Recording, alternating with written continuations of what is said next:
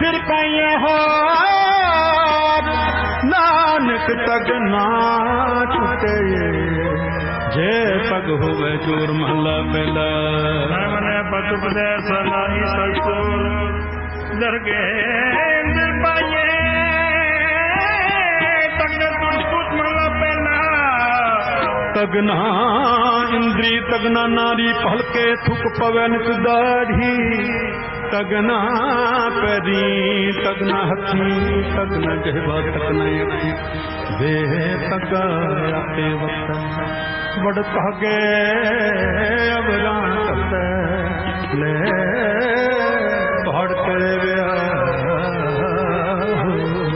कड कागल दसेरा सुन वेखो लोका एह विडान मन अंधा नाउ सो जान कौड़ी साहेब हो दयाल कृपा करे साई कार कराए जी सो सेवती बकरे विष्णु हुक्म मनाए सी हुक्म ने हुआ परवान ता खसम का महल पाए सी खसम पावे सुखरी मन चिंदिया सो फल पाए सी ता डर गए धजसी धजसे आए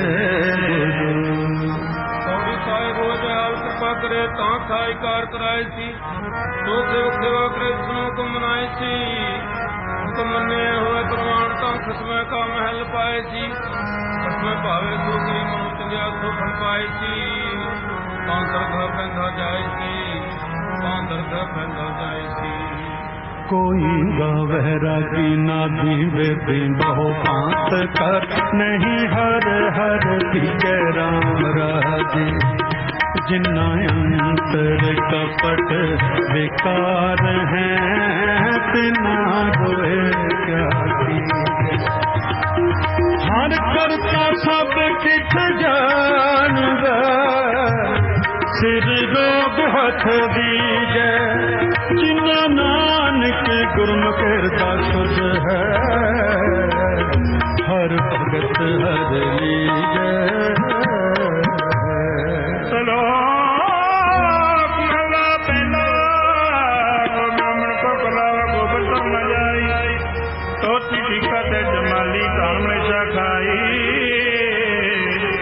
अंतर पूजा पड़क से बासन जंतर का पाए छोड़ी ले मखंडा नाम ले जा चंदा महला पहला।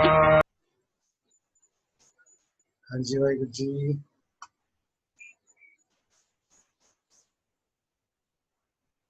हाँ जी सहजवीर सिंह जी।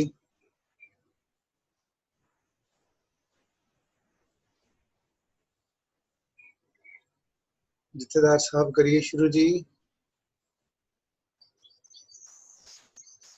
हाँ जी अंकल। हाँ बेटा आज रामपुरा फूल तो बेटा लवप्रीत सिंह जुड़ते आज मेरे ख्याल की वारी है जाप की जुड़ गए ने जी।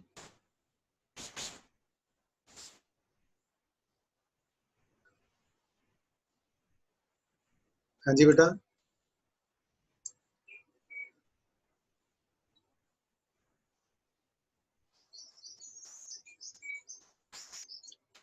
सहजवीर जी देखियो जरा।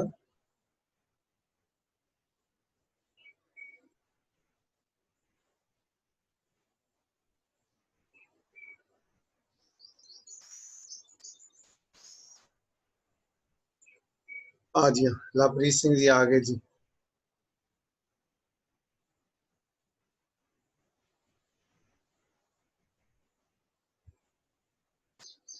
हाँ जी लवप्रीत सिंह जी।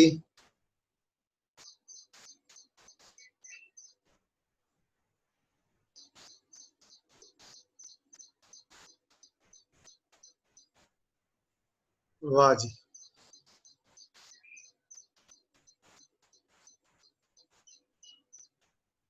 आओ जी संगत जी आज फिर सानू सुभागा समा मिला जी कैसी रल मिल के गुरु दियां वडियाइयां कर सकीए जी।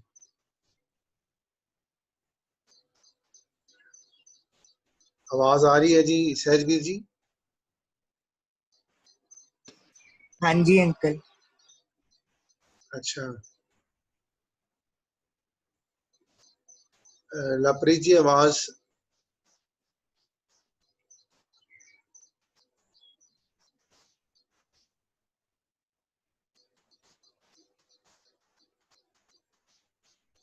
लवप्रीत जी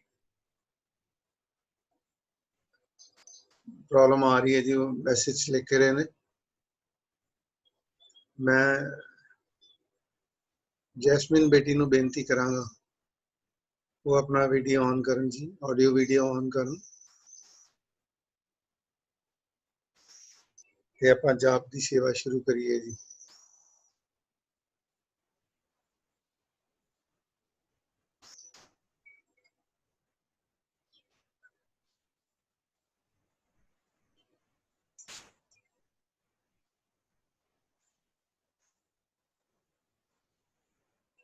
जैस्मिन बेटा सुन रहे ने जी? बेटा जुड़े ने सहजवीर जी? जैस्मिन हाँ जी, चलो आवाज। वाहेगुरु जी का खालसा वाहेगुरु जी की फतेह। एक ओंकार सतनाम करता पुरख निर्भव निर्वैर अकाल मूरत अजूनी सैभं गुर प्रसाद। एक ओंकार सतनाम करता पुरख निर्भव निर्वैर अकाल मूरत अजूनी सैभं गुर प्रसाद। एक ओंकार सतनाम करता पुरख निर्भव निर्वैर अकाल मूरत अजूनी सैभं गुर प्रसाद। एक वाहेगुरु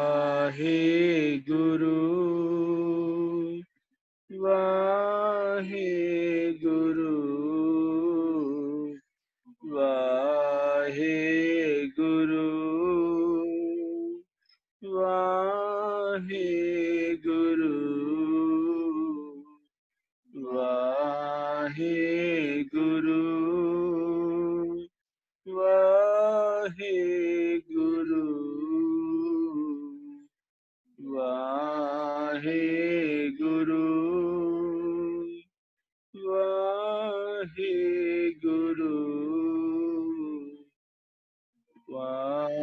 वाहेगुरु वाहेगुरु। वाहेगुरु जी का खालसा वाहेगुरु जी की फतेह।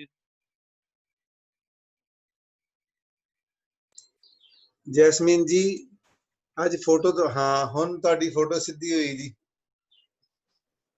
ਪਹਿਲਾਂ ਤੁਹਾਡੇ ਦਰਸ਼ਨ ਠੀਕ ਨਹੀਂ ਸੀ ਹੋ ਰਹੇ। ਆਹਾ ਹਾਂ ਹੁਣ ਮਜ਼ਾ ਆਇਆ ਜੀ। ਦੋਨਾਂ ਇਸ ਪਰਿਵਾਰ ਵੱਲੋਂ ਬਹੁਤ ਪਿਆਰੀ ਜਾਪ ਦੀ ਸੇਵਾ ਕੀਤੀ ਗਈ ਜੀ। ਕੱਲ ਮਨਦੀਪ ਬੇਟੀ ਨੇ ਆਪ ਇਨੀਸ਼ੀਏਟਿਵ ਲੈ ਕੇ ਉਹਨਾਂ ਨੇ ਕਿਹਾ ਸੀ ਕਿ ਸ਼ਲੋਕਾਂ ਦੀ ਸੇਵਾ ਔਰ ਉਹਨਾਂ ਦੇ ਅਰਥ ਮੈਂ ਕਰਨੇ ਹਨ। ਬਹੁਤ ਪਿਆਰੀ ਬੱਚੀ ਮਨਦੀਪ ਕੌਰ, ਮੈਂ ਉਹਨਾਂ ਨੂੰ ਬੇਨਤੀ ਕਰਾਂਗਾ ਕਿ ਆਓ ਜੀ ਸਹਿਜਵੀਰ ਜੀ ਉਹਨਾਂ ਦੀ ਵੀਡੀਓ ਸਪੋਟ ਕਰੋ ਤੇ ਨਾਲੇ ਸ਼ਲੋਕ ਅੱਗੇ ਲੈ ਕੇ ਆਓ ਜੀ। ਆਪਾਂ ਅੱਜ 53 ਤੋਂ 58 ਅੱਜ 6 ਸ਼ਲੋਕ ਕਰਨੇ ਹਨ ਜੀ। ਹਾਂਜੀ ਮਨਦੀਪ ਬੇਟਾ ਜੀ। ਵਾਹਿਗੁਰੂ ਜੀ ਕਾ ਖਾਲਸਾ ਵਾਹਿਗੁਰੂ ਜੀ ਕੀ ਫਤਿਹ ਜੀਓ। ਕਬੀਰ हरना दुबला इहो हरियारा ताल लाख अहेरी एक जियो एक जियो एता बचियो काल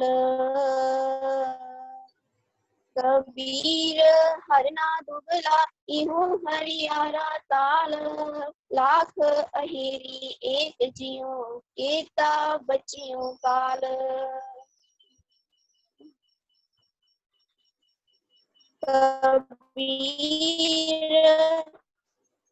गंगा तीर जो कर कर है पीवे निर्मल नीर बिन हर भगत ना मुक्त होए कबीर गंगा तीर जो कर निर्मल नीर बिन हर भगत ना मुक्त होए इयो कह रमै कबीर कबीर मन निर्मल पया जैसा गंगा नीर पाछे लागे हर फिरै कहत कबीर कबीर कबीर मन निर्मल पया जैसा गंगा नीर पाछे लागे हर फिरै कहत कबीर कबीर नेक्स्ट स्लाइड कर दो जी कबीर हरदी पियरी चुना उजल पाए राम स्नेही तो मिले दोनों बरन गवाए कबीर हरदी पियरी चूना उजल पाए राम स्नेही तो मिले दोनों बरन गवाए कबीर हरदी कीर्तन हरे जो चून चैन नारे हाय बलिहारी ए परीत को जय जात बरन कुल जाए कबीर हरदी कीर्तन हरे चून चैन नार हाय बलिहारी एह परीत को जय जात बरन कुल जाए कबीर मुक्त संगूरा राई दसवें आए मन तो मैं गल होए रहो निकसो क्यों कह जाए कबीर मुक्त दोबारा संकुरा राई दसवें पाए मन तो मैं गल होए रहो निकसो क्यों कह जाए। वाहिगुरु जी। बेटा अगला भी पढ़ दो जी। कबीर ऐसा सतगुर जे मिले टूठा करे फसाओ मुक्त द्वारा मोकला सहजया हो जाओ कबीर ऐसा सतगुर जे मिले टूठा करे फसाओ मुक्त द्वारा मोकला सहजया हो जाओ। वाह जी बेटा करो जी आज ਤੁਸੀਂ ਕਿਹਾ ਸੀ ਮੈਂ ਅਰਥ ਕਰਾਂਗੀ ਇਹਨਾਂ ਦੇ ਕਰੋਗੇ ਜੀ। हाँ जी सर फर्स्ट स्लाइड पर हाँ जी करो जी फर्स्ट स्लाइड करो जी।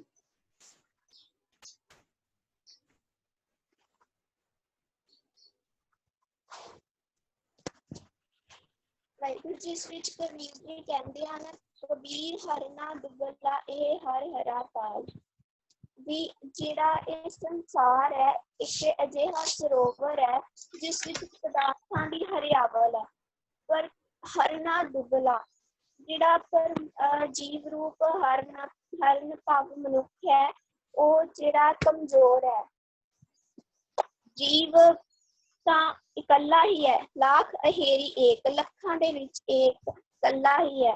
ਪਰ ਇਸਨੂੰ ਲੱਖਾਂ ਪਦਾਰਥਾਂ ਰੂਪ ਜਿਉ ਕੇਂਤੈ ਬਚਿਓ ਕਾਲ। ਲੱਖਾਂ ਪਦਾਰਥਾਂ ਨੇ ਇਸਨੂੰ ਇਸ ਤਰ੍ਹਾਂ ਘੇਰ ਲਿਆ ਹੈ, ਮੌਤ ਤੋਂ ਕਿੰਨਾ ਚਿਰ ਕਿਸ ਤਰ੍ਹਾਂ ਬਚ ਸਕਦਾ ਹੈ।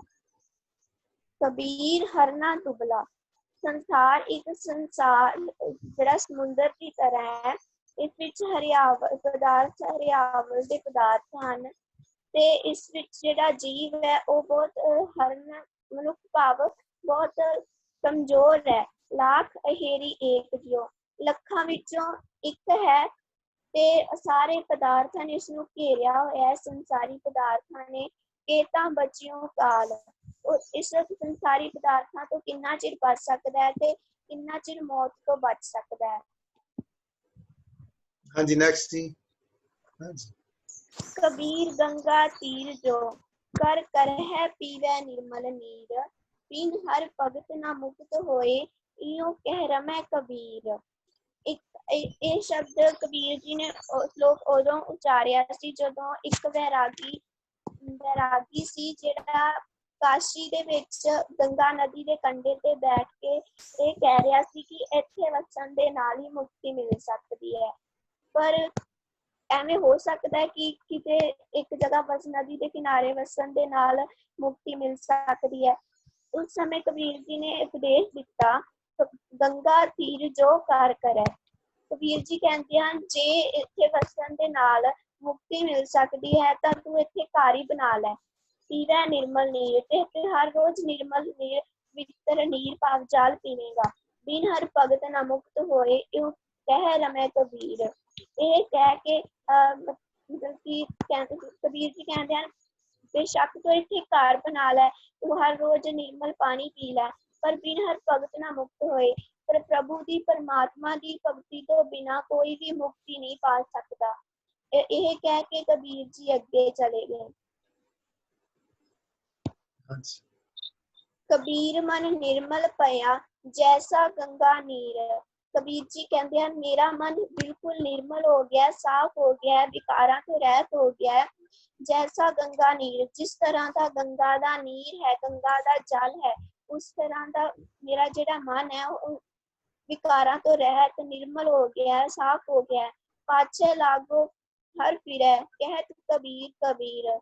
ਤੇ ਪਰਮਾਤਮਾ ਮੇਰੇ ਰੱਬ ਮੇਰੇ ਪਿੱਛੇ ਫਿਰ ਰਿਹਾ। ਕਬੀਰ ਕਬੀਰ ਕਹਿ ਰਿਹਾ, ਕਬੀਰ ਕਬੀਰ ਕਹਿੰਦਾ ਪਿੱਛੇ ਫਿਰ ਰਿਹਾ ਹੈ ਜੀ।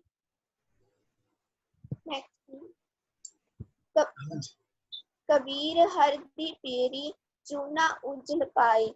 ਕਬੀਰ ਜੀ ਕਹਿੰਦੇ ਹਨ ਹਰਦੀ ਦਾ ਰੰਗ ਪੀਲਾ ਹੁੰਦਾ ਹੈ ਤੇ ਚੂਨਾ ਸਫੇਦ ਰੰਗ ਦਾ ਹੁੰਦਾ ਹੈ। ਰਾਮ ਸਨੇਹੀ ਤੋਂ ਮਿਲੈ, ਦੋਨੋਂ ਵਰਨ ਗਵਾਏ। ਤੇ ਇਸੇ ਤਰ੍ਹਾਂ ਜਦੋਂ ਦੋਨੇ ਆਪਸ ਵਿੱਚ ਆਪਸ ਨੂੰ ਮਿਕਸ ਕਰ ਦਿੱਤਾ ਜਾਵੇ, ਹਰਦੀ ਤੇ ਚੂਨੇ ਨੂੰ, ਦੋਨਾਂ ਦਾ ਰੰਗ ਗਾਇਬ ਹੋ ਜਾਂਦਾ ਹੈ। ਰਾਮ ਸਨੇਹੀ ਹੋ ਮਿਲੈ ਤੋਂ ਮਿਲੈ, ਦੋਨੋਂ ਵਰਨ ਗਵਾਏ। ਇਸੇ ਤਰ੍ਹਾਂ ਪਰਮਾਤਮਾ ਨੂੰ ਪਿਆਰ ਕਰਨ ਵਾਲਾ ਵੀ ਉਸਨੂੰ ਤਾਂ ਹੀ ਮਿਲ ਸਕਦਾ ਹੈ ਜੇ ਉਹ ਆਪਣੇ ਅੰਦਰੋਂ ਊਚ ਨੀਚ ਤੇ ਭੇਦਭਾਵ ਦੋਨੋਂ ਵਰਨ ਗਵਾਏ, ਇਹ ਸਾਰੇ ਵਿਕਾਰ ਆਪਣੇ ਅੰਦਰੋਂ ਕੱਢ ਦੇਵੇ। ਕਬੀਰ ਹਰਦੀ ਪਿਰ ਤਨ, ਹਰੈ ਚੂਨ ਚਿਹਾਨ ਨਾ ਰਹਾਏ। ਕਬੀਰ ਜੀ ਕਹਿੰਦੇ ਹਨ ਜਦੋਂ ਹਰਦੀ ਆਪਣਾ ਰੰਗ ਛੱਡਦੀ ਹੈ ਨਾ ਤਾਂ ਚੂਨੇ ਨੂੰ ਵੀ ਜਿਹੜਾ ਚੂਨਾ ਸਫੇਦ ਹੁੰਦਾ ਉਸਨੂੰ ਵੀ ਪੀਲਾ ਕਰ ਦਿੰਦੀ ਹੈ। ਬਲਿਹਾਰੀ ਇਹ ਪ੍ਰੀਤ ਕੋ, ਜੈ ਜਾਤ ਬਰਨ ਕੁਲ ਜਾਏ। ਮੈਂ ਕਬੀਰ ਜੀ ਕਹਿੰਦੇ ਮੈਂ ਇਸ ਪ੍ਰੀਤ ਤੋਂ, ਅਜਿਹੇ ਰੱਬ ਦੇ ਪਿਆਰ ਤੋਂ ਬਲਿਹਾਰ ਜਾਂਦਾ ਹਾਂ, ਕੁਰਬਾਨ ਜਾਂਦਾ ਹਾਂ, ਜਿਸ ਨਾਲ ਜਿਹੜਾ ਪਰਮਾਤਮਾ ਦੇ ਨਾਲ ਜੇ ਆਪਾਂ ਪਿਆਰ ਕਰਦੇ ਹਾਂ ਉਸ ਤੋਂ ਮੈਂ ਬਲਿਹਾਰ ਜਾਂਦਾ, ਕੁਰਬਾਨ ਜਾਂਦਾ, ਜਿਸ ਨਾਲ ਜਿਹੜਾ ਜਾਤ ਪਾਤ ਦਾ ਵਿਤਕਰਾ, ਵਰਨ ਕੁਲ ਦਾ ਵਿਤਕਰਾ ਮਿਟ ਜਾਂਦਾ ਹੈ। ਕਬੀਰ ਮੁਕਤ ਦਵਾਰਾ ਸੰਕੁਰਾ, ਰਾਈ ਦਸਵੇਂ ਪਾਏ। ਕਬੀਰ ਜੀ ਕਹਿੰਦੇ ਨੇ ਜਿਹੜਾ ਮੁਕਤੀ ਦਾ ਦਰਵਾਜ਼ਾ ਹੈ ਨਾ ਉਹ ਬਹੁਤ ਭੀੜਾ ਹੈ। ਰਾਈ ਦੇ ਦਾਣੇ ਦਾ 10ਵਾਂ ਹਿੱਸਾ ਸਮਝੋ। ਫੋਰ ਐਗਜ਼ਾਮਪਲ ਕਣਕ ਦੇ ਦਾਣੇ ਦਾ 10ਵਾਂ ਹਿੱਸਾ। ਕਬੀਰ ਮੁਕਤ ਦੁਆਰਾ ਸੰਕੁਰਾ, ਰਾਈ ਦਸਵੇਂ ਪਾਏ। ਵੀ ਜਿਹੜਾ ਮੁਕਤੀ ਦਾ ਦਰਵਾਜ਼ਾ ਹੈ ਨਾ ਉਹ ਬਹੁਤ ਭੀੜਾ ਹੈ ਤੇ ਇੱਕ ਰਾਈ ਦੇ 10ਵੇਂ ਹਿੱਸੇ ਦੇ ਮਾਤਰ ਸਮਝ ਲਓ, ਮਨ ਤੋਂ ਮੈਂਗਲ ਹੋਏ ਰਹੇ ਹੋ। ਪਰ ਜਿਹੜਾ ਮਨ ਹੈ ਉਹ ਸਾਡਾ ਵਿਕਾਰਾਂ ਨਾਲ ਹੰਕਾਰ ਨਾਲ ਕਿਸੇ ਨੂੰ ਕਿਸੇ ਚੀਜ਼ ਦਾ ਹੰਕਾਰ ਹੈ, ਕਿਸੇ ਨੂੰ ਕਿਸੇ ਚੀਜ਼ ਦਾ ਹੰਕਾਰ ਹੈ, ਉਸਦੇ ਨਾਲ ਬਹੁਤ ਮੋਟਾ ਹੋ ਰਿਹਾ ਹੈ। ਸਾਡੇ ਅੰਦਰ ਵਿਕਾਰ, ਸਾਡਾ ਮਨ ਵਿਕਾਰ ਖਾ ਰਿਹਾ ਹੈ, ਗੁੱਸਾ ਖਾ ਰਿਹਾ ਹੈ, ਹੰਕਾਰ ਖਾ ਰਿਹਾ ਹੈ ਹਰ ਗੱਲ ਦਾ ਕਿ ਮੇਰੇ ਕੋਲ ਆ ਹੈ, ਮੇਰੇ ਕੋਲ ਆ ਹੈ, ਤਾਂ ਉਹ ਸਾਡਾ ਜਿਹੜਾ ਮਨ ਹੈ ਨਾ ਉਹ ਬਹੁਤ ਮੋਟਾ ਹੋ ਰਿਹਾ ਹੈ। ਨਿਕਸੋ ਕਿਉਂ ਕਹਿ ਜਾਏ। ਤੇ ਇਸ ਐਡੇ ਭੀੜੇ ਦਰਵਾਜ਼ੇ ਚੋਂ ਸਾਡਾ ਮਨ ਕਿਵੇਂ ਲੰਘ ਸਕਦਾ ਹੈ? ਕਬੀਰ ਜੀ ਇਹ ਕਹਿੰਦੇ ਹਨ ਕਿ ਐਡੇ ਭੀੜੇ ਦਰਵਾਜ਼ੇ ਚੋਂ ਸਾਡਾ ਮਨ ਕਿਵੇਂ ਲੰਘ ਸਕਦਾ ਹੈ। ਉਸ ਦਰਵਾਜ਼ੇ ਵਿੱਚੋਂ ਸਿਰਫ ਉਸ ਬੰਦੇ ਦਾ ਮਨ ਲੰਘ ਸਕਦਾ ਹੈ ਜਿਸ ਦਾ ਮਨ ਸੱਚਾ ਹੋਵੇ, ਜਿਸ ਦੇ ਮਨ ਵਿੱਚ ਕੁਛ ਨਾ ਹੋਵੇ ਸਿਰਫ ਇੱਕ ਪਰਮਾਤਮਾ ਦੇ ਨਾਮ ਤੋਂ ਸਿਵਾ। ਨੈਕਸਟ ਜੀ, ਕਬੀਰ ਐਸਾ ਸਤਿਗੁਰ ਜੇ ਮਿਲੈ ਟੂਠਾ ਕਰੇ ਪਛਾਓ। ਕਬੀਰ ਜੀ ਕਹਿੰਦੇ ਹਨ ਜੇ ਐਸਾ ਸਤਿਗੁਰ, ਇਸ ਤਰ੍ਹਾਂ ਦਾ ਗੁਰੂ ਮਿਲ ਪਵੇ ਤਾਂ ਟੂਠਾ ਕਰੇ ਪਛਾਓ, ਤਾਂ ਸਭ ਕੁਝ ਮੈਂ ਅਰਪਣ ਕਰ ਦੇਵਾਂ। ਮੁਕਤ ਦੁਆਰਾ ਮੋਕਲਾ ਸਹਿਜੇ ਆਵੋ ਜਾਓ। ਜੇ ਆਪਾਂ ਨੂੰ ਸਤਿਗੁਰੂ ਮਿਲ ਜਾਏ ਤਾਂ ਆਪਾਂ ਸਭ ਕੁਝ ਅਰਪਣ ਕਰ ਦਈਏ। ਮੁਕਤ ਦੁਆਰਾ ਮੋਕਲਾ ਸਹਿਜੇ ਆਵੋ ਜਾਓ। ਜਿਹੜਾ ਮੁਕਤੀ ਦਾ ਦਰਵਾਜ਼ਾ ਹੈ ਨਾ, ਉਹ ਜਿਹੜਾ ਭੀੜਾ ਵੀ ਹੈ, ਜਦੋਂ ਆਪਾਂ ਨੂੰ ਸਤਿਗੁਰੂ ਪਰਮਾਤਮਾ ਮਿਲ ਗਿਆ ਤਾਂ ਆਪਣਾ ਮਨ ਸਾਫ਼ ਹੋ ਜਾਏਗਾ, ਵਿਕਾਰਾਂ ਤੋਂ ਰਹਿਤ ਹੋ ਜਾਏਗਾ, ਹੰਕਾਰਾਂ ਤੋਂ ਰਹਿਤ ਹੋ ਜਾਏਗਾ, ਸਭ ਕੁਝ ਆਪਣੇ ਮਨ ਵਿੱਚੋਂ ਚਲਾ ਜਾਏਗਾ। ਸਿਰਫ ਇੱਕ ਪਰਮਾਤਮਾ ਦਾ ਨਾਮ ਮਨ ਵਿੱਚ ਰਹੇਗਾ ਤੇ ਉਸ ਮੁਕਤ ਦੁਆਰਾ ਮੋਕਲਾ ਸਹਿਜੇ ਆਵੋ ਜਾਓ। ਤੇ ਉਸ ਜਿਹੜੇ ਮੁਕਤੀ ਦਾ ਦਰਵਾਜ਼ਾ ਹੈ ਉਸ ਤੋਂ ਆਸਾਨੀ ਨਾਲ ਆਇਆ ਜਾ ਸਕਦਾ ਹੈ ਤੇ ਜਾਇਆ ਜਾ ਸਕਦਾ ਹੈ। ਇਸ ਕਰਕੇ ਸਾਨੂੰ ਸਾਰਿਆਂ ਨੂੰ ਇਸ ਦਾ ਸਾਰ ਅੰਸ਼ ਮੈਂ ਇਹੀ ਕਹਾਂਗੀ ਕਿ ਸਿਰਫ ਹੋਰ ਕੁਛ ਨਹੀਂ ਹੈ, ਸਿਰਫ ਇੱਕ ਪਰਮਾਤਮਾ ਦਾ ਨਾਮ ਹੀ ਹੈ ਜੋ ਸਾਨੂੰ ਮੁਕਤੀ ਦਿਵਾ ਸਕਦਾ ਹੈ। ਤੇ ਸਾਨੂੰ ਕਿਸੇ ਚੀਜ਼ ਦਾ ਹੰਕਾਰ ਨਹੀਂ ਕਰਨਾ ਚਾਹੀਦਾ। ਤੇ ਜਿਸ ਨਾਲ ਸਾਨੂੰ, ਜਿਸ ਤਰ੍ਹਾਂ ਵੀ ਸਾਡੇ ਅੰਦਰ ਮਨ ਦੇ ਅੰਦਰ ਹੰਕਾਰ ਹੁੰਦਾ ਹੈ, ਵਿਕਾਰਾਂ ਨਾਲ ਭਰਿਆ ਹੁੰਦਾ ਹੈ, ਗੁੱਸਾ ਹੁੰਦਾ ਹੈ, ਔਰ ਨਾ ਹੀ ਸਾਨੂੰ ਕਿਸੇ ਦੀ ਗੱਲ ਦਾ ਗੁੱਸਾ ਕਰਨਾ ਚਾਹੀਦਾ। ਲਾਸਟ ਮੈਂ ਇਹੀ ਕਹਾਂਗੀ ਕਿ ਸਭ ਕੁਝ ਪਰਮਾਤਮਾ ਦਾ ਨਾਮ ਹੀ ਹੈ। ਸਭ ਸਾਰੇ ਵਿਕਾਰਾਂ ਹੰਕਾਰ ਨੂੰ ਛੱਡ ਕੇ ਸਿਰਫ ਇੱਕ ਪਰਮਾਤਮਾ ਦਾ ਨਾਮ ਤੇ ਹੋਣਾ ਚਾਹੀਦਾ ਹੈ ਜੋ ਸਾਡੇ ਇਸ ਸਮੁੰਦਰ ਤੋਂ, ਦੁਨੀਆ ਦੇ ਸੰਸਾਰ ਦੇ ਸਮੁੰਦਰ ਤੋਂ, ਐਡੇ ਵੱਡੇ ਸਮੁੰਦਰ ਤੋਂ ਪਾਰ ਲੰਘਾ ਸਕਦਾ ਹੈ। ਵਾਹਿਗੁਰੂ ਜੀ ਕਾ ਖਾਲਸਾ, ਵਾਹਿਗੁਰੂ ਜੀ ਕੀ ਫਤਿਹ ਜੀ ਫਤਿਹ। ਸ਼ਾਬਾਸ਼ ਮਨਦੀਪ ਕੌਰ ਬੇਟਾ, ਬਹੁਤ ਪਿਆਰੀ ਵਿਚਾਰ ਤੁਸੀਂ ਕੀਤੀ ਹੈ, ਬਹੁਤ ਵਧੀਆ ਸ਼ਲੋਕ ਤਰੀਕੇ ਨਾਲ ਤੁਸੀਂ ਪੜ੍ਹੇ ਨੇ। ਸ਼ਾਬਾਸ਼ ਬੇਟਾ। ਕੱਲ ਫਿਰ ਇੱਕ ਹੋਰ ਕੰਮ ਕਰੋਗੇ ਜੀ? ਬਹੁਤ ਪਿਆਰੀ ਤਿਆਰੀ ਕੀਤੀ ਤੁਸੀਂ ਅੱਜ। ਹਾਂਜੀ ਸਰ। ਕੱਲ ਬੇਟਾ 10 ਸ਼ਲੋਕ ਆਪਾਂ ਇਕੱਠੇ ਪੜਾਂਗੇ ਜਾਂ 5-5 ਕਰਕੇ ਕਰ ਲੈਣਾ। ਕੱਲ 5 ਸ਼ਲੋਕ ਪੜਾਂਗੇ ਔਰ ਤੁਸੀਂ ਸਿਰਫ ਉਹਦਾ ਸਾਰ ਦੱਸਣਾ ਸ਼ਲੋਕ ਪੜ੍ਹ ਕੇ। ਠੀਕ ਹੈ ਬੇਟਾ? ਵੈਰੀ ਗੁੱਡ, ਸ਼ਾਬਾਸ਼, ਬਹੁਤ ਪਿਆਰਾ ਬੇਟਾ। ਸੰਗਤ ਜੀ ਮੈਂ ਬੇਨਤੀ ਕਰਾਂਗਾ, ਅਗਰ ਹੋਰ ਵੀ ਕੋਈ ਸੰਗਤ ਚੋਂ ਨੌਜਵਾਨ ਬੱਚਾ ਜਾਂ ਸੰਗਤ ਕੋਈ ਇਸ ਤਰ੍ਹਾਂ ਕਰਨਾ ਚਾਹੁੰਦੀ ਹੈ, ਪੜ੍ਹ ਕੇ ਉਹਨਾਂ ਦਾ ਸਾਰ ਕਰਨਾ ਚਾਹੁੰਦੀ, ਜਿਸ ਤਰ੍ਹਾਂ ਇਸ ਬੇਟੀ ਨੇ ਅੱਜ ਇਨੀਸ਼ੀਏਟਿਵ ਲਿਆ, ਬਹੁਤ ਪਿਆਰਾ ਇਨੀਸ਼ੀਏਟਿਵ ਬੇਟਾ, ਸ਼ਾਬਾਸ਼, ਬਹੁਤ ਆਨੰਦ। ਤੁਸੀਂ ਬੜੀ ਪਿਆਰੀ ਇੱਕ ਉਹ ਗੱਲ ਕਹੀ, ਭਗਤ ਕਬੀਰ ਜੀ ਨੂੰ ਜਿਹੜਾ ਉਹ ਬੈਰਾਗੀ ਮਿਲਦਾ, ਜਿਹੜਾ ਸੰਗੀ ਸਾਥੀ ਕਹਿੰਦਾ ਕਿ ਮੈਂ ਗੰਗਾ ਦੇ ਕੋਲ ਘਰ ਪਾ ਲਵਾਂ, ਇਸ ਤਰ੍ਹਾਂ ਦੇ ਵਿਚਾਰ ਬਹੁਤ ਵਧੀਆ ਕਰ ਰਹੇ ਤੁਸੀਂ ਬੇਟਾ। ਮੈਂ ਜਿਸ ਤਰ੍ਹਾਂ ਅੱਜ 6-7 ਸ਼ਲੋਕ ਆਪਾਂ ਅੱਜ ਪੜ੍ਹੇ ਨੇ, ਕਬੀਰ ਜੀ ਸਭ ਤੋਂ ਪਹਿਲਾਂ ਸਵਾਲ ਕਰ ਰਹੇ ਨੇ ਆਪਣੇ ਆਪ ਤੇ ਕਿ ਮੈਂ ਬਚਾਂ ਕਿਵੇਂ। ਦੂਜਾ ਉਹ ਕਹਿੰਦੇ ਨੇ ਘਰ ਪਾ ਲਈਏ ਗੰਗਾ ਦੇ ਕੋਲ ਤਾਂ ਵੀ ਨਹੀਂ ਬਚ ਸਕਦੇ।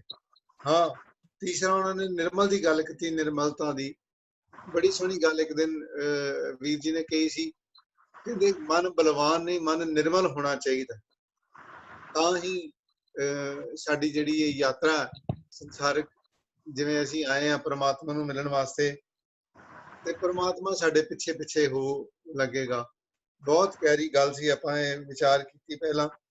ਫਿਰ ਹਲਦੀ ਤੇ ਚੂਨੇ ਦਾ ਉਹਨਾਂ ਨੇ ਜ਼ਿਕਰ ਕੀਤਾ ਕਿ ਆਪਣਾ ਆਪ ਗਵਾਉਣਾ ਪਏਗਾ, ਤਾਂ ਹੀ ਸਾਡੀ ਜਾਤ ਵਰਨ ਕੁਲ ਸਾਰਿਆਂ ਦਾ ਅਸੀਂ ਹੰਕਾਰ ਛੱਡ ਕੇ ਸੰਗਤ ਦੇ ਨਾਲ ਰਲ ਕੇ ਪ੍ਰਮਾਤਮਾ ਦਾ ਨਾਮ ਜਪ ਸਕਾਂਗੇ, ਉਹਦੇ ਵਾਲੇ ਪਾਸੇ ਚੱਲ ਸਕਾਂਗੇ। ਫਿਰ ਮੁਕਤ ਦੁਆਰੇ ਦੀ ਗੱਲ ਕੀਤੀ ਹੈ। ਮੈਨੂੰ ਲੱਗਦਾ ਹੈ ਸੰਗਤ ਜੀ ਕਿ ਇਹ ਸਾਰੇ ਦੇ ਸਾਰੇ 7 ਸ਼ਲੋਕਾਂ 'ਚ ਗੱਲ ਸਿਰਫ ਸਾਡੇ ਮਨ ਦੀ ਹੈ। ਮੈਂ ਕੱਲ ਇਹ ਸਾਰੇ ਸ਼ਲੋਕ ਜਦੋਂ ਪ੍ਰੋਫੈਸਰ ਸਾਹਿਬ ਸਿੰਘ ਦੀ ਸਾਰੇ ਵਿਚਾਰ ਪੜ੍ਹ ਰਿਹਾ ਸਾਂ ਤੇ ਉਹਨਾਂ ਨੇ ਇੱਕ ਜਗ੍ਹਾ ਮਨ, ਸਾਰੀ ਜਗ੍ਹਾ ਕਿਉਂਕਿ ਮਨ ਦੀ ਗੱਲ ਹੈ, ਮਨ ਨੇ ਹੀ ਵਿਕਾਰਾਂ ਤੋਂ ਮੁਕਤ ਹੋਣਾ ਹੈ, ਮਨ ਨੇ ਹੀ ਇਸ ਮੁਕਤ ਦੁਆਰੇ ਚੋਂ ਨਿਕਲਣਾ ਹੈ ਔਰ ਮਨ ਨੇ ਹੀ ਨਿਰਮਲ ਹੋਣਾ ਹੈ। ਕੱਲ ਗੱਲ ਕਰਦੇ ਕਰਦੇ ਵਿਦਵਾਨ ਸੱਜਣ ਇੱਕ ਉਹਨਾਂ ਨਾਲ ਗੱਲ ਹੋਈ ਤਾਂ ਉਹਨਾਂ ਨੇ ਬੜੀ ਸੋਹਣੀ ਇੱਕ ਵਿਚਾਰ ਦਿੱਤੀ ਕਿ ਸਾਡਾ ਮਨ ਦੋ ਤਰੀਕੇ ਦਾ ਹੈ, ਇੱਕ ਅਚੇਤ ਮਨ ਹੈ, ਇੱਕ ਸੁਚੇਤ ਮਨ ਹੈ। ਜਿਵੇਂ ਅਸੀਂ ਕੋਈ ਵਿਦਿਆਰਥੀ ਪੜ੍ਹਦਾ ਹੋਵੇ, ਕਿਤਾਬ ਪੜ੍ਹ ਰਿਹਾ ਹੋਵੇ, ਉਹਦੇ ਕੋਲ ਘੜੀ ਚੱਲ ਰਹੀ ਹੋਵੇ ਟਿਕ ਟਿਕ ਕਰਕੇ, ਤਾਂ ਅਸੀਂ ਦੇਖੀਏ ਉਹ ਅਸੀਂ ਆਪ ਕਿਤਾਬ ਪੜ੍ਹਦੇ ਹੋਈਏ, ਟਿਕ ਟਿਕ ਚੱਲ ਰਹੀ ਹੋਵੇ ਤੇ ਜਦੋਂ ਘੜੀ ਰੁਕ ਜਾਂਦੀ ਹੈ ਤੇ ਸਾਡੀ ਸੁਰਤ ਵੀ ਕਿਤਾਬ ਪੜ੍ਹਦਿਆਂ ਪੜ੍ਹਦਿਆਂ ਉਸ ਘੜੀ ਵਾਲੇ ਪਾਸੇ ਚਲੀ ਜਾਂਦੀ ਹੈ। ਹੋਇਆ ਕਿ ਸਾਡਾ ਸੁਚੇਤ ਮਨ ਤਾਂ ਕਿਤਾਬ ਪੜ੍ਹ ਰਿਹਾ ਸੀ, ਪਰ ਸਾਡਾ ਅਚੇਤ ਮਨ ਉਹ ਘੜੀ ਵਾਲੇ ਪਾਸੇ ਵੀ ਚੱਲ ਰਿਹਾ ਸੀ। ਉਹ ਘੜੀ ਰੁਕੀ ਤੇ ਸਾਡੀ ਸੁਰਤ ਵੀ ਰੁਕ ਕੇ ਘੜੀ ਵਾਲੇ ਪਾਸੇ ਹੋ ਗਈ। ਹੁਣ ਇਹ ਸਾਡਾ ਅਚੇਤ ਮਨ ਕਿਤਾਬ ਪੜ੍ਹ ਰਿਹਾ ਸੀ, ਸੁਚੇਤ ਮਨ ਸਾਡਾ ਕਿਤਾਬ ਪੜ੍ਹ ਰਿਹਾ ਸੀ, ਅਚੇਤ ਮਨ ਜਿਹੜਾ ਸੀ ਉਹ ਸਾਡਾ ਘੜੀ ਵਾਲੇ ਪਾਸੇ ਚੱਲ ਰਿਹਾ ਸੀ। ਮੈਂ ਇਹ ਵਿਚਾਰ ਕਿਉਂ ਰੱਖ ਰਿਹਾ ਹਾਂ ਕਿ ਪ੍ਰੋਫੈਸਰ ਸਾਹਿਬ ਸੇ ਕਹਿੰਦੇ ਹਨ ਕਿ ਜਦ ਤੱਕ ਸਾਡਾ ਅਚੇਤ ਮਨ, ਹੁਣ ਅਸੀਂ ਵਿਚਾਰ ਕਰ ਰਹੇ ਹਾਂ, ਸਾਡਾ ਅਚੇਤ ਮਨ ਕਿਸੇ ਹੋਰ ਵਾਲੇ ਪਾਸੇ ਜਾ ਰਿਹਾ ਹੈ। ਜਦੋਂ ਸਾਡਾ ਉਹ ਅਚੇਤ ਮਨ ਗੁਰੂ ਦੀ ਵਿਚਾਰ ਵਾਲੇ ਪਾਸੇ ਚੱਲਣਾ ਸ਼ੁਰੂ ਹੋ ਜਾਏਗਾ, ਕਿਉਂਕਿ ਬਾਣੀ ਆਪ ਕਹਿੰਦੀ ਹੈ, ਦਸਮ ਪਾਤਸ਼ਾਹ ਦਾ ਬੜਾ ਪਿਆਰਾ ਇੱਕ ਸ਼ਲੋਕ ਹੈ कि कतहु सुचेत होए चेतना को चार कियो। कतहु सुचेत होए क्या है, चेतना को चार कियो, कतहु अचिंत होए के सोवत अचेत हो।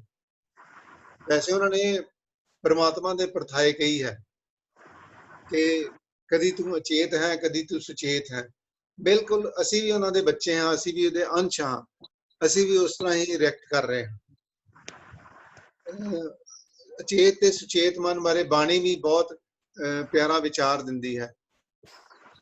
ਆਓ ਅਸੀਂ ਅੱਜ ਜਿਹੜਾ ਆਪਣਾ ਅਚੇਤ ਮਨ, ਸਾਨੂੰ ਸਾਡਾ ਸਾਰਾ ਦਿਨ ਅਸੀਂ ਕਿਉਂਕਿ ਕੰਮ ਹੋਰ ਕਰਦੇ ਹਾਂ, ਪਰ ਸਾਡਾ ਅਚੇਤ ਮਨ ਕਿਸੇ ਹੋਰ ਵਿਚਾਰ ਵਾਲੇ ਪਾਸੇ ਚੱਲਦਾ ਹੈ।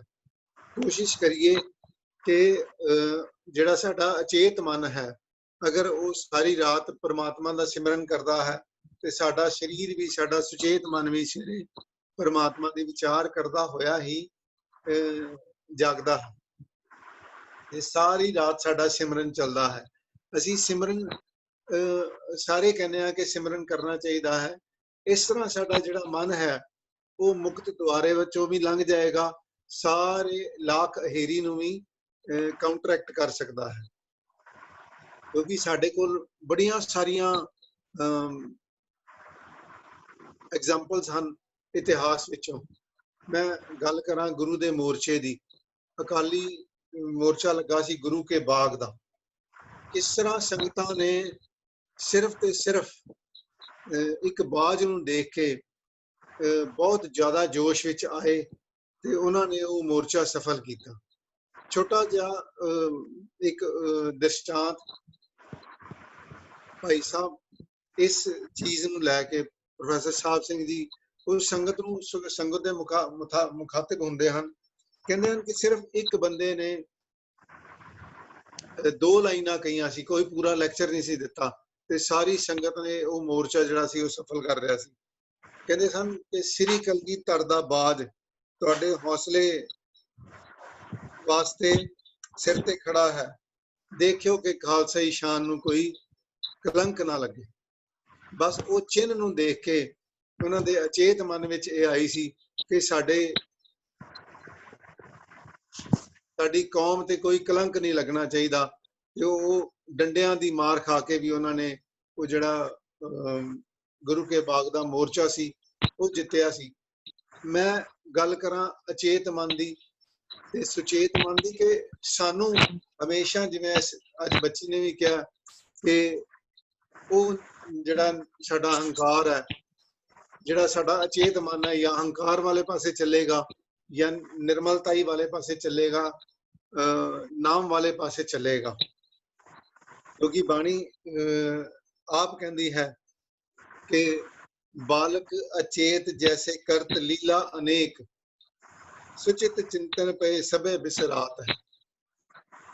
और क्योंकि जदों एक बालक छोटा जिहा अचेत मन नाल ਸਾਰੇ ਪਾਸੇ ਲੀਲਾ ਕਰਦਾ ਫਿਰਦਾ, ਸਾਡਾ ਅਚੇਤ ਮਨ ਬਾਲਕ ਦੀ ਤਰ੍ਹਾਂ ਹੈ।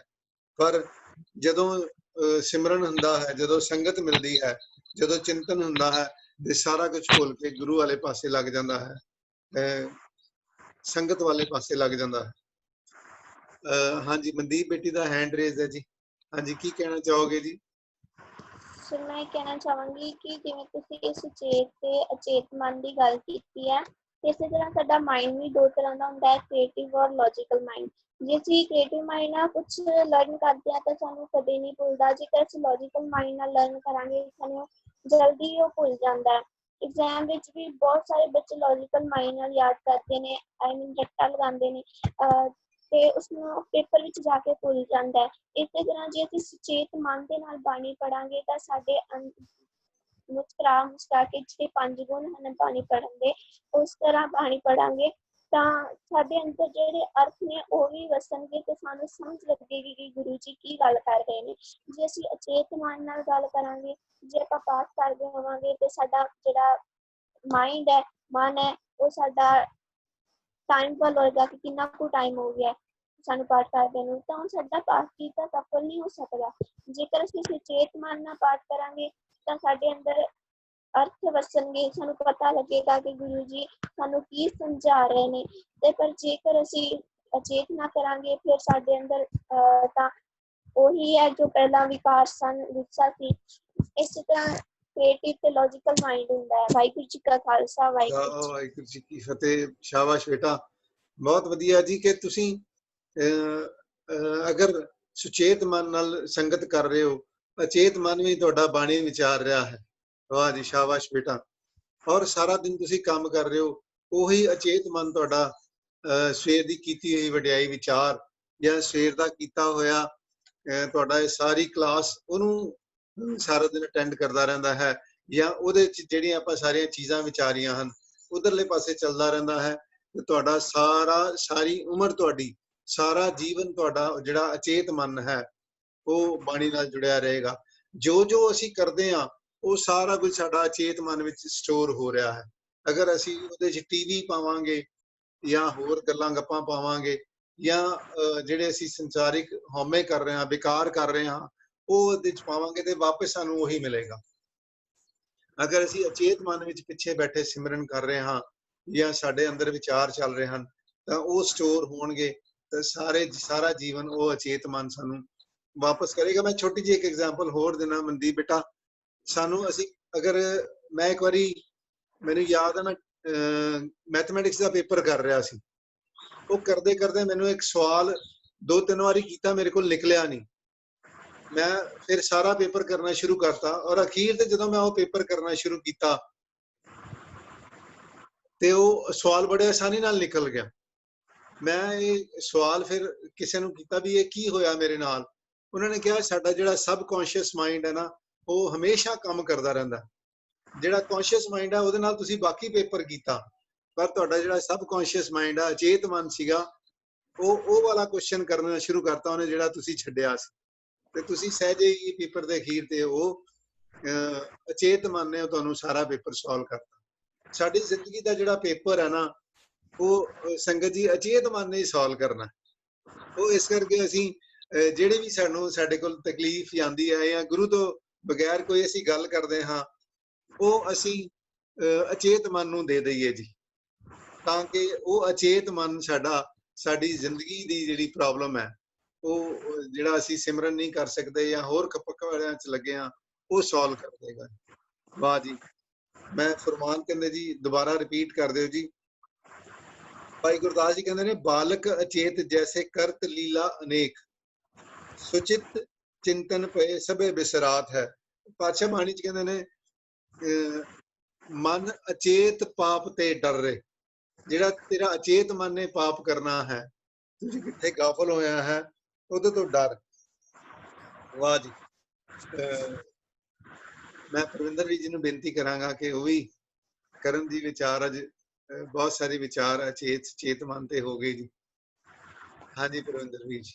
ਬਾਕੀ ਸੰਗਤ ਨੂੰ ਵੀ ਬੇਨਤੀ ਕਰਾਂਗਾ ਜੀ ਕਿ ਉਹ ਵੀ ਅਗਰ ਵਿਚਾਰ ਉਹਨਾਂ ਕੋਲ ਹੈਗੀ ਇਸ ਪਰਤਾਏ, ਕਿਉਂਕਿ ਮੈਨੂੰ ਲੱਗਿਆ ਕਿ ਅਗਰ ਮੈਂ ਆਪਣੇ ਆਪ ਤੇ ਲਵਾਂ ਤੇ ਅਗਰ ਮੈਂ ਅਚੇਤ ਮਨ ਚ ਆਪਣਾ ਬਾਕੀ ਚੀਜ਼ਾਂ ਦੁਨਿਆਵੀ ਚੀਜ਼ਾਂ ਇਕੱਠੀਆਂ ਕਰ ਰਿਹਾ ਹਾਂ ਤੇ ਮੇਰਾ ਮਨ ਜਿਹੜਾ ਹੈ ਉਹ ਘੱਟ ਜੁੜੇਗਾ।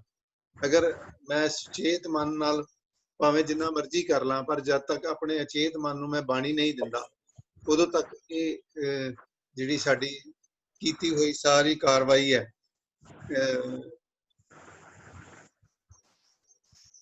ਉਹ ਪਰਥਾਏ ਨਹੀਂ ਪਏਗੀ, ਉਹ ਕਿਸੇ ਅਰਥ ਨਹੀਂ ਲੱਗੇਗੀ। ਹਾਂਜੀ ਪਰਵਿੰਦਰ ਵੀਰ ਜੀ। ਵਾਹਿਗੁਰੂ ਜੀ ਕਾ ਖਾਲਸਾ, ਵਾਹਿਗੁਰੂ ਜੀ ਕੀ ਫਤਿਹ ਜੀਓ। ਜੀ ਚੇਤ ਤੇ ਸੁਚੇਤ ਮਨ ਦੀ ਗੱਲ ਦੀਪ ਕੌਰ ਜੀ ਆਪ ਜੀ ਨੇ ਕੀਤੀ ਹੈ। ਮਨ ਵਿੱਚ ਸ਼ਬਦ ਆ ਰਹੇ ਸਨ, ਵਿਚਾਰ ਅੱਗੇ ਵਿਚਾਰੀ ਹੈ। ਸ਼ਲੋਕਾਂ ਦੀ ਵਿਚਾਰ ਕਰਦੇ ਹੋਏ ਅਚੇਤ ਤੇ ਸੁਚੇਤ ਮਨ ਦੀ ਵਿਚਾਰ ਹੋਈ। ਕਿੰਨੇ ਮਿਲਦੇ ਜੁਲਦੇ ਸ਼ਬਦ ਹਨ, ਅਚੇਤ ਤੇ ਸੁਚੇਤ। ਐੜਾ ਅੱਗੇ ਲਾ ਦਿਓ ਤਾਂ ਅਚੇਤ, ਸੱਸਾ ਲਾ ਦਿਓ ਤਾਂ ਸੁਚੇਤ। ਦੋਨਾਂ ਵਿੱਚ ਕਾਮਨ ਕੀ ਹੈ ਜੀ? ਚੇਤ, ਚੇਤਨਾ ਹੈ। ਬਾਣੀ ਵਿੱਚ ਬੜੀ ਵਾਰ ਇਹ ਜਿਹੜਾ ਸ਼ਬਦ ਯੂਜ਼ ਹੋਇਆ ਹੈ, ਚੇਤਨ ਦੀ ਗੱਲ ਹੋਈ ਹੈ। ਚੇਤਨਾ ਹੈ ਤਾਂ ਚੇਤ ਲੈ ਜਿਸ ਦਿਨ ਮੈਂ ਆਨੀ।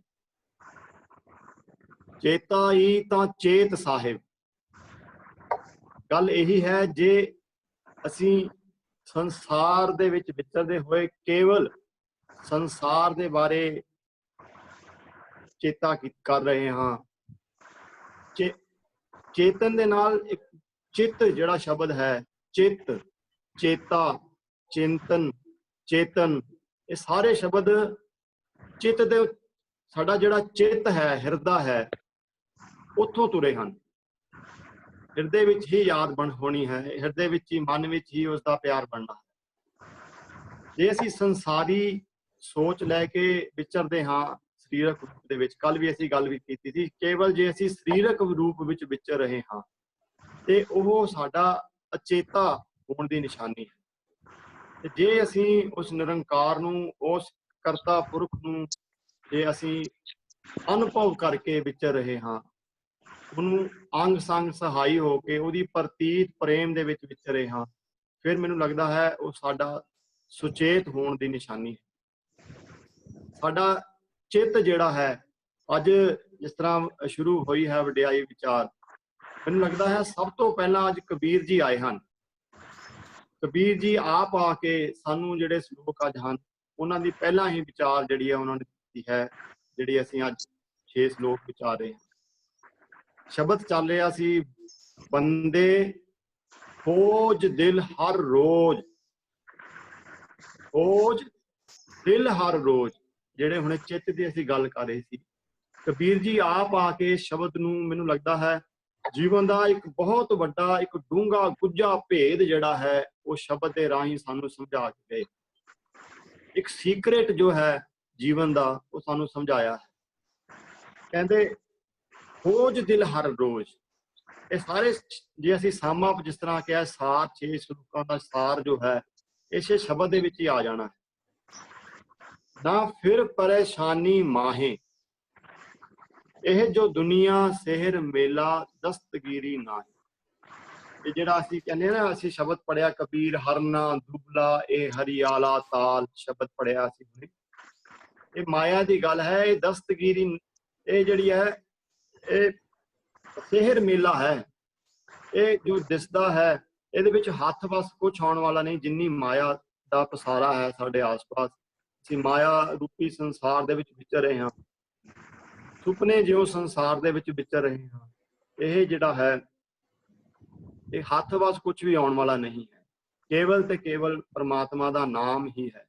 ਇਸੇ ਸ਼ਬਦ ਵਿੱਚ ਇੱਕ ਬੜੀ ਵਧੀਆ ਕਬੀਰ ਜੀ ਨੇ ਮਨ ਨੂੰ ਟੁੰਬਣ ਵਾਲੀ ਪੰਕਤੀ ਉਦਾਹਰਨ ਦਿੱਤੀ ਹੈ। ਕਹਿੰਦੇ ਕਰ ਫਕਰ ਦਾਇਮ ਲਾਏ ਚਸ਼ਮੇ, ਕਹਿੰਦੇ ਇਹੋ ਜਿਹੇ ਚਸ਼ਮੇ ਲਾ ਲੈ ਜਿਹੜੇ ਭਗਤੀ ਵਾਲੇ, ਉਸ ਪਰਮਾਤਮਾ ਦੇ ਪ੍ਰੇਮ ਵਾਲੇ ਚਸ਼ਮੇ ਲਾ ਕੇ ਦੇਖ। ਰਹਿ ਤੂੰ ਸੰਸਾਰ ਦੇ ਵਿੱਚ, ਆਪਣਾ ਸੰਸਾਰ ਦੇ ਵਿੱਚ ਕਾਰ ਵਿਹਾਰ ਕਰ, ਆਪਣਾ ਜੋ ਤੇਰੇ ਜਿਹੜੀਆਂ ਜ਼ਿੰਮੇਵਾਰੀਆਂ ਹਨ ਨਿਭਾ, ਪਰ ਐਨਕ ਕਿਹੜੀ ਲਾ ਕੇ ਰੱਖ ਨਾਲ ਭਗਤੀ ਵਾਲੀ। ਕਰ ਫਕਰ ਦਾਇਮ ਲਾਏ ਚਸ਼ਮੇ ਜਹ ਤਹਾਂ ਮੌਜੂਦ, ਉਹ ਪ੍ਰਮਾਤਮਾ ਹਰ ਥਾਂ ਤੇ ਜਿਹੜਾ ਪਸਰਿਆ ਤੈਨੂੰ ਨਜ਼ਰ ਪਏਗਾ। ਫਿਰ ਮੈਨੂੰ ਲੱਗਦਾ ਹੈ ਜਿੰਨੇ ਸ਼ਲੋਕ ਅਸੀਂ ਹਰ ਰੋਜ਼ ਵਿਚਾਰ ਰਹੇ ਹਾਂ, ਇਹ ਗੱਲ ਆਪਾਂ ਧਿਆਨ ਨਾਲ ਸੰਗਤ ਜੀ ਵਿਚਾਰੀਏ। ਇਹਨਾਂ ਸਾਰੇ ਸ਼ਲੋਕਾਂ ਦੇ ਵਿੱਚ, ਹਰ ਸ਼ਲੋਕ ਵਿੱਚ ਆਲਮੋਸਟ ਕੋਈ ਨਾ ਕੋਈ ਉਦਾਹਰਨ ਜਿਹੜੀ ਹੈ ਉਹ ਕਬੀਰ ਜੀ ਦੇ ਰਹੇ ਹਨ। ਅੱਜ ਜਿਹੜੇ 6 ਸ਼ਲੋਕ ਹਨ, ਪਹਿਲਾਂ ਇਹਦੇ ਵਿੱਚ ਹਿਰਨ ਦੀ ਉਦਾਹਰਨ ਦਿੱਤੀ ਹੈ, ਫਿਰ ਹਲਦੀ ਦੀ ਉਦਾਹਰਨ ਦਿੱਤੀ ਹੈ, ਚੂਨੇ ਦੀ ਉਦਾਹਰਨ ਦਿੱਤੀ ਹੈ, ਫਿਰ ਗੰਗਾ ਤੇ ਤੀਰਥ ਕਰਨ ਦੀ ਉਦਾਹਰਨ ਦਿੱਤੀ ਹੈ। ਇਹ ਸਾਰਾ ਕੁਝ ਅਸੀਂ ਆਪਣੇ ਇਸੇ ਦਿਖਦੇ ਆਸ-ਪਾਸ ਜੋ ਸੰਸਾਰ ਹੈ, ਜੋ ਅਸੀਂ ਦੇਖਦੇ ਹਾਂ, ਉਹਦੇ ਵਿੱਚ ਸਾਰਾ ਕੁਝ ਇਹ ਹੋ ਰਿਹਾ ਹੈ। ਪਹਿਲਾਂ ਵੀ ਹੋ ਰਿਹਾ ਸੀ, ਹੁਣ ਵੀ ਹੋ ਰਿਹਾ ਹੈ, ਅੱਗੇ ਵੀ ਹੋਏਗਾ। ਤੇ ਮੈਨੂੰ ਲੱਗਦਾ ਹੈ ਜੋ ਗੁਰਬਾਣੀ ਦੇ ਸ਼ਬਦ ਹਨ, ਇਹ ਸ਼ਬਦ ਦੇ ਵਿੱਚ ਜੇ ਅਸੀਂ ਸ਼ਬਦ ਦੇ ਭੇਦ ਸਮਝਣ ਵਾਲੇ ਪਾਸੇ ਬਖਸ਼ਿਸ਼ ਪ੍ਰਾਪਤ ਕਰ ਲਈਏ, ਤੇ ਜੋ ਸੰਸਾਰ ਵਿੱਚ ਹੁਣ ਤੱਕ ਹੋਇਆ ਹੈ, ਸੰਸਾਰ ਦੇ ਵਿੱਚ ਜੋ ਹੋ ਰਿਹਾ ਹੈ ਔਰ ਜੋ ਹੋਣਾ ਹੈ, ਔਰ ਕੇਵਲ ਸੰਸਾਰ ਵਿੱਚ ਹੀ ਨਹੀਂ, ਸਾਡੇ ਮਨਾਂ ਵਿੱਚ ਜੋ ਸਾਡੀ ਬਿਰਤੀ ਰਹੀ ਹੁੰਦੀ ਹੈ, ਪਹਿਲਾਂ ਵੀ ਹੋਈ ਹੈ, ਜੋ ਹੁਣ ਚੱਲ ਰਹੀ ਹੈ, ਜੋ ਅੱਗੇ ਹੋਏਗੀ, ਉਹ ਸਾਰੀ ਗੁਰਬਾਣੀ ਦੀ ਪਕੜ ਦੇ ਵਿੱਚ ਹੈ। ਉਹ ਭੇਦ ਨੂੰ ਜੇ ਅਸੀਂ ਸਮਝ ਲਈਏ ਤੇ ਸਾਨੂੰ ਸਾਰਾ, ਜਦੋਂ ਇੱਕ ਵਾਰ ਚਾਨਣ ਹੋ ਜਾਂਦਾ, ਫਿਰ ਹਨੇਰੇ ਦੇ ਵਿੱਚ ਜਿਹੜਾ ਸਾਨੂੰ ਭਟਕਣਾ ਨਹੀਂ ਪੈਂਦਾ। ਸੋ ਇਸ ਸੰਸਾਰ ਦੇ ਵਿੱਚ ਸਾਨੂੰ ਗੁਰਬਾਣੀ ਇਸ ਜਗ ਮਹਿ ਚਾਨਣ ਹੈ। ਗੁਰਬਾਣੀ ਇਸ ਜਗ ਮਹਿ ਚਾਨਣ ਕਰਮ ਵਸੈ ਮਨ ਆਏ। ਬਖਸ਼ਿਸ਼ ਨਾਲ ਹੀ ਇਹਦੇ ਭੇਦ ਜਿਹੜੇ ਹੈ, ਪੜਿਆ ਨਾਹੀਂ ਭੇਦ ਬੁੱਝਿਆ ਪਾਵਨ। ਭੇਦ ਕੀ ਹੈ ਜੀ ਇਹਨਾਂ ਸਾਰੇ 6 ਸ਼ਲੋਕਾਂ ਦੇ ਵਿੱਚ? ਬਈ ਜਿਹੜਾ ਜੇ ਅਸੀਂ ਭਗਤੀ ਨਾਲ ਜੁੜਦੇ ਹਾਂ, ਮਾਇਆ ਦੇ ਜੇ ਅਸੀਂ ਵਿਚਰਦੇ ਹਾਂ, ਤੇ ਮਾਇਆ ਦੇ ਪਿੱਛੇ ਦੌੜਿਆਂ ਸਾਡੇ ਹੱਥ ਵਿੱਚ ਕੁਝ ਵੀ ਨਹੀਂ ਲੱਗੇਗਾ। ਤੇ ਦੂਸਰੇ ਸ਼ਲੋਕ ਵਿੱਚ ਹੈ ਜਿਹੜਾ ਮੁਕਤੀ ਦਾ ਦੁਆਰ। ਅੱਜ ਅਸੀਂ ਮੌਤ ਤੋਂ ਬਾਅਦ ਸਮਝਦੇ ਹਾਂ ਮੁਕਤੀ ਮਿਲਦੀ ਹੈ, ਪਰ ਸ਼ਬਦ ਜਿਹੜਾ ਹੈ, ਗੁਰੂ ਦਾ ਸ਼ਬਦ ਜਿਹੜਾ ਹੈ, ਉਹ ਸਾਨੂੰ ਜੀਵਨ ਮੁਕਤ ਕਰਾਉਣ ਦੇ ਹੀ ਸਮਰੱਥ ਹੈ। ਜੀਵਨ ਵਿੱਚ ਹੀ ਮੁਕਤੀ ਕਾਹਦੇ ਤੋਂ ਹੋਣੀ ਹੈ? ਸਾਡੇ ਹਉਮੈ ਤੋਂ, ਸਾਡੇ ਬੰਧਨਾਂ, ਹੋਰ ਬੰਧਨ ਮਾਇਆ ਦੇ ਬੰਧਨ ਹਨ ਜੋ ਸਾਡੇ ਨਾਲ ਬੜੇ ਭਰਮ ਪਾਲੇ ਹੋਏ।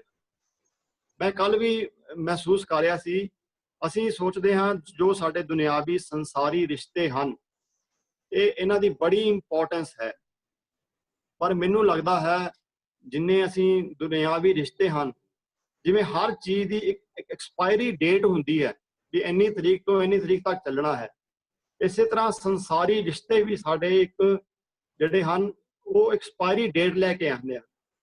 ਜੀਵਨ ਦੇ ਕਿਸੇ ਪੜਾਅ ਤੇ ਆ ਕੇ ਅਸੀਂ ਮਹਿਸੂਸ ਕਰਦੇ ਹਾਂ ਬਈ ਇਹ ਜੋ ਰਿਸ਼ਤਾ ਜੋ ਸੰਸਾਰੀ ਮੋਹ ਮੈਂ ਪਾਲਿਆ ਹੋਇਆ ਸੀ, ਆਪਣੇ ਪਰਿਵਾਰ ਨਾਲ, ਆਪਣੇ ਪ੍ਰੋਫੈਸ਼ਨ ਦੇ ਨਾਲ, ਆਪਣੇ ਦੋਸਤਾਂ ਮਿੱਤਰਾਂ ਨਾਲ, ਇਹ ਹੁਣ ਪਹਿਲਾਂ ਸਾਥ ਦੇ ਰਿਹਾ ਸੀ, ਹੁਣ ਮੇਰਾ ਸਾਥ ਨਹੀਂ ਦੇ। ਉਹ ਐਕਸਪਾਇਰੀ ਡੇਟ ਜਦੋਂ ਆ ਜਾਂਦੀ ਹੈ ਫਿਰ ਸਾਡਾ ਮੋਹ ਟੁੱਟਦਾ ਹੈ।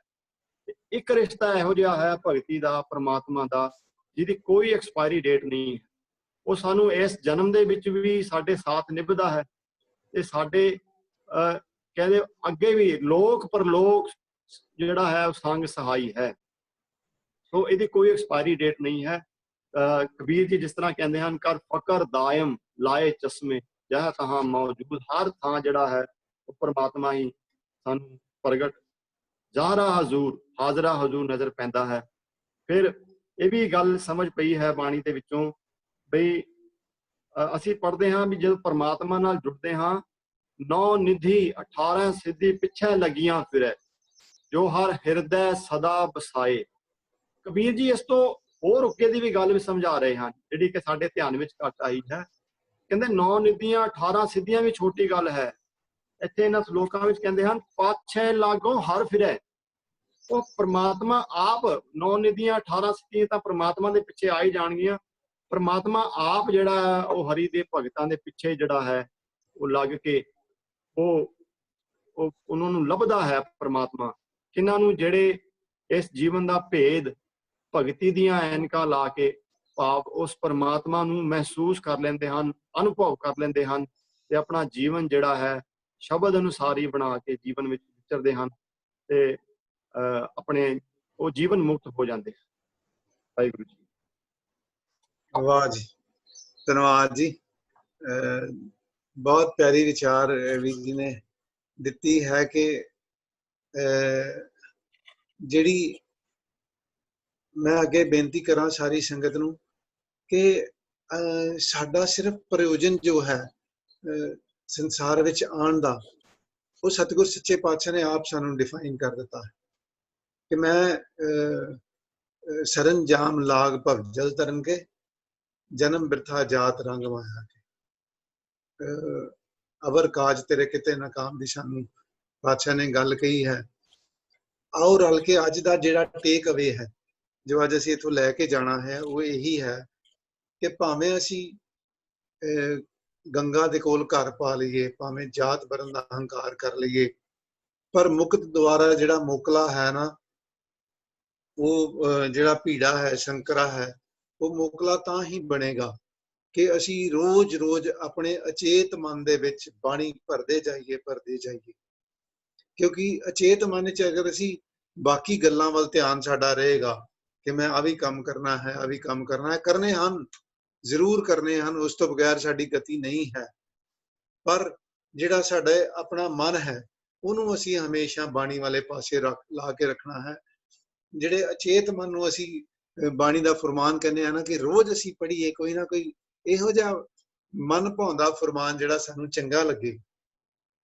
जिवें मैनूं कल बड़ा वधिया फरमान लगा सी जदों अखीर ते विचार खत्म हुई है कि हर अमृत वेले वत्ते का बीजा भगत खर्च रहे निखुटे नहीं। अमृत वेले सानूं बीज बीजना चाहिदा है। रोज सानूं सवेरे जिवें बहुत सारे संगत साडे तो सवेरे उठ के एक पहली क्लास अटेंड करदी है, जूम ते जिहड़ा समागम है वो चलदा है, सिमरन हुंदा है सवेरे, अमृत वेले नाल नितनेम भी हुंदा है। सानूं उहदे च अपना मन जोड़ के जरूर ये वाली सेवा करनी चाहिदी है तां कि साडा अचेत मन सारा दिन उस गुरबाणी वाले पासे लग्या रहे और साडे अंदर, क्योंकि वो जिहड़ी साडी मैमरी है वो हमेशा तां ही गुरबाणी नाल फुल होएगी, तां ही वापस सानूं गुरबाणी देगी कि कदे जदों असीं ये वाली गुरबाणी दी विचार हमेशा उहदे च पांदे रहांगे। क्योंकि जे अगर असीं दुनियावी चीज़ां ही रिड़कदे रहांगे तां सानूं ओही चीज़ वापस मिलेगी। एक तां चीज़ है, दूसरा कि मन बलवान करन दी बजाय मन निर्मल करिए। निर्मल मन हमेशा निर्मल विचार देगा, निर्मल जीवन देगा ते क्योंकि परमात्मा आप निर्मल है ते सानूं साडी अभेदता तां ही हो सकती है कि जे साडा भी मन ते साडा जीवन निर्मल होएगा। वाह जी। अखीरली गल मैं सारी संगत नूं बेनती करां कि जिवें जिवें अपनी विचार वधदी जा रही है, जिवें जिवें असी रोज रोज जिवें अज परविंदर भी जी ने बंदे खोज दिल हर रोज की गल की है, जिवें जिवें खोजते जा रहे हैं तिवें तिवें हरेक रोज नवा माणक मोती सानूं मिलता जा रहा है। मैं क्योंकि राती प्रोफैसर साहब सिंह उन्होंने ने गल कही कि सवेरे तुसीं राती तुसीं अचेत मन च अपना कोई ना कोई सवाल पा के सो या सिमरन पा के सो, गुरु प्रथाए कोई ना कोई चीज़ उन्होंने दिओ कि सारी रात तुहानूं सिमरन देगा, सारी रात तुहानूं गुरबाणी सुणांदा रहेगा, सारी रात नहीं अगला आने वाला सारा जीवन साडा। वाह जी, बहुत प्यारी विचार अमरजीत भैन जी दे रहे हैं। कहत कबीर चेतरे अंधा सत राम झूठा सब। मैं सारी बेनती सब संगत नूं बेनती करा कि सारी बाणी विच सतगुर ने साडे अचेत मन नूं टुंबिया है। एक होर फरमान जिस तरह गुरु नानक साहब कहंदे ने, ए मन मेरिया तू समझ अचेत इयाणिया राम। अचेत मन तू हुण भी समझ, हुण भी मुड़ जा। क्योंकि मैं देखदा जिहड़ी मेरे बचपन दियां आदतां सी बड़ी मुश्किल हुण जाके वो छुट रहीआं हन, क्योंकि वो आदतां अचेत मन विच इस तरह घर कर गईयां कि मेरे संस्कार बन गईयां, मेरा सुभाव बन गया ਤੇ ਉਸ ਸੁਭਾਅ ਨੂੰ ਚੇਂਜ ਕਰਨਾ ਬੜਾ ਮੁਸ਼ਕਲ ਹੈ। ਸੰਗਤ ਜੀ ਤਾਂ ਹੀ ਚੇਂਜ ਕਰ ਸਕਦੇ ਹਾਂ ਕਿ ਅਸੀਂ ਹਮੇਸ਼ਾ ਹਰ ਵੇਲੇ ਸੁਚੇਤ ਮਨ ਨੂੰ ਕਹੀਏ ਕਿ ਤੂੰ ਹਮੇਸ਼ਾ ਅਚੇਤ ਮਨ ਵਿੱਚ ਬਾਣੀ ਨੂੰ ਭੇਜਦਾ ਰਹਿ, ਸਟੋਰ ਹੁੰਦੀ ਰਹੇ। ਅਗਰ ਬਾਣੀ ਸਟੋਰ ਹੁੰਦੀ ਰਹੇਗੀ ਤੇ ਸਾਨੂੰ ਸਾਰਿਆਂ ਨੂੰ ਉਹੀ ਬਾਣੀ ਵਾਪਸ ਮਿਲਦੀ ਰਹੇਗੀ। ਮੈਂ ਬੇਟੀ ਮਨਦੀਪ ਨੂੰ ਬੇਨਤੀ ਕਰਾਂਗਾ ਕਿ ਪ੍ਰਵਿੰਦਰ ਵੀਰ ਜੀ ਹੋਰ ਕੋਈ ਵਿਚਾਰ ਕਰਨੀ ਜੀ।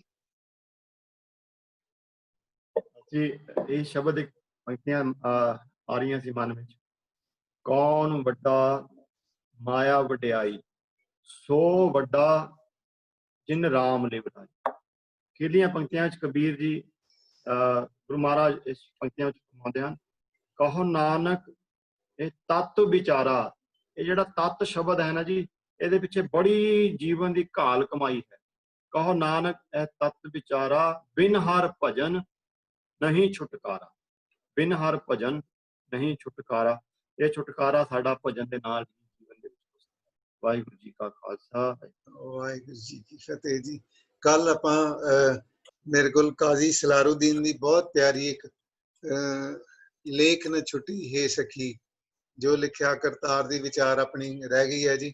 ਕੱਲ ਉਹਦੀ ਸਾਖੀ ਵੀ, ਔਰ ਇਹ ਵਿਚਾਰ ਆਪਾਂ ਅੱਗੇ ਚਲਾਵਾਂਗੇ, ਕਿਉਂਕਿ ਜਿੰਨੇ ਵੀ ਅੱਗੇ ਸ਼ਲੋਕ ਆ ਰਹੇ ਹਨ ਉਹ ਸਾਰੇ ਇਹੋ ਹੀ ਮਨ ਔਰ ਲੇਖਾ ਮਿਟਾਉਣ ਦੀ ਗੱਲ ਕਰਦੇ ਹਨ।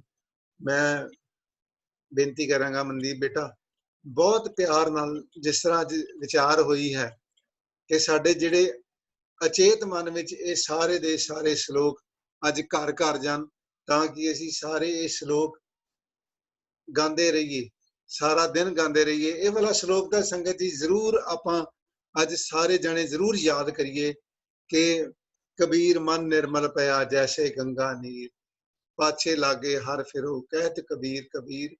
ਕਿ ਕਿੱਥੇ ਅਸੀਂ ਪ੍ਰਮਾਤਮਾ ਨੂੰ ਲੱਭਦੇ ਹਾਂ, ਕਿੱਥੇ ਪ੍ਰਮਾਤਮਾ ਭਗਤ ਕਬੀਰ ਜੀ ਨੂੰ ਲੱਭਦਾ ਹੈ ਜਦੋਂ ਮਨ ਨਿਰਮਲ ਹੋ ਜਾਂਦਾ ਹੈ। ਇਹਦੇ ਬਾਰੇ ਆਪਾਂ, ਇਹਦੇ ਪਰਥਾਏ ਆਪਾਂ ਕੋਸ਼ਿਸ਼ ਵੀ ਕਰੀਏ ਕਿ ਮਨ ਨਿਰਮਲ ਹੋਵੇ।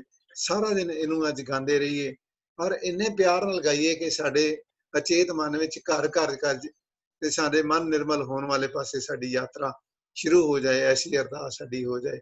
ਹਾਂਜੀ ਮਨਦੀਪ ਬੇਟਾ ਪੜੋ ਜੀ।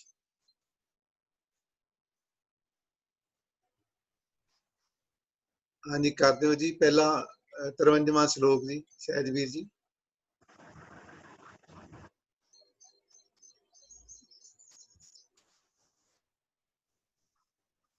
ਹਾਂਜੀ ਬੇਟਾ ਜੀ। ਵਾਹਿਗੁਰੂ ਜੀ ਕਾ ਖਾਲਸਾ, ਵਾਹਿਗੁਰੂ ਜੀ ਕੀ ਫਤਿਹ ਜੀ।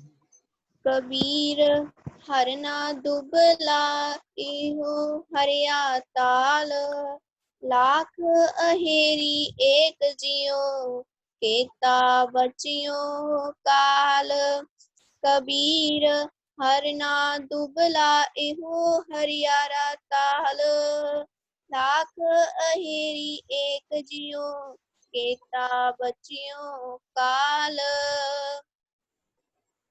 कबीर गंगा तीर जो, कर कर है पीवै निर्मल नीर, बिन हर भगत न मुक्त होए, यूं कह रमै कबीर।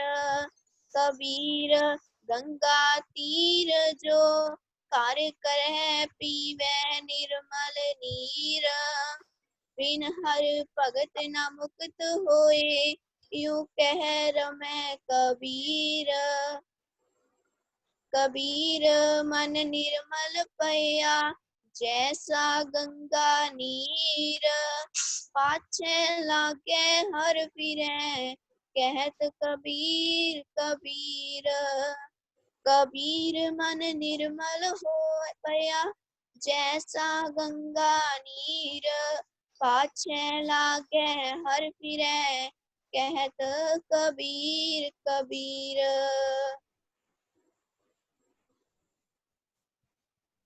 कबीर हर दी पियरी चूना उजल पाए, राम स्नेही तो मिले दोनों बरन गवाए।